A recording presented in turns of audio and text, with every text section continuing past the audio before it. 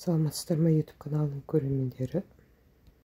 Бүгін сіздермен қызылша салатына сыр мен фасоль қоса дайындайтын боламыз. Тіркеліп, лайк басып отырыңыздар. Сонымен бізге керегі қызылша, сарымсақ, сыр керек болады, жүгері, фасоль консервідегі, тұз және қара бұрыш керек болады бізге. Бұл жерде біз қызылша мен сырды майда көбік қып турап алатын боламыз. Қалғандарын бәрі консервіде дайын, үстіне қосатын, жылдам орындалатын қызылша салаты.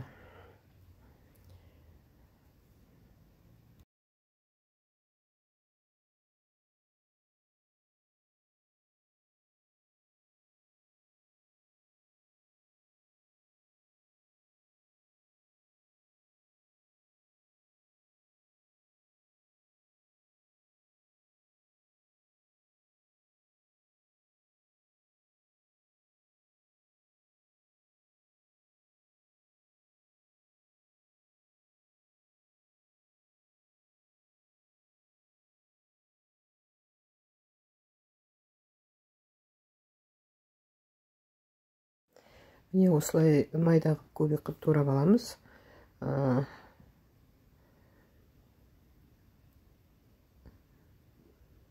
Бұның үстіне фасолімізді, жүгерімізді,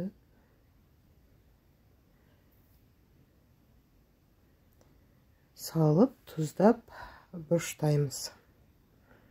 Бұл жерде сосын жаңа айтпаппын, бұған кішкене май қосатын боламыз.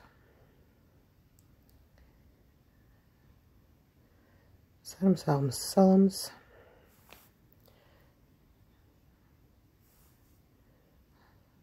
Сосын үстіне кішкене петрушкамызды салатын боламыз.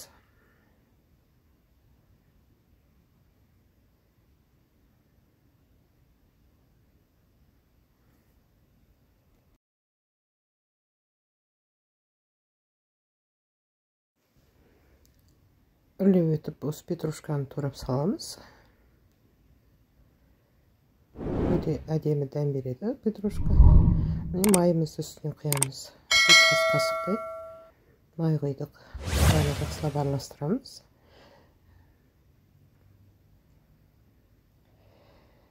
Міне біздің салатымыз дайын болды. Өте жылдам орындалады. Сіздермен бірге болған Лейла.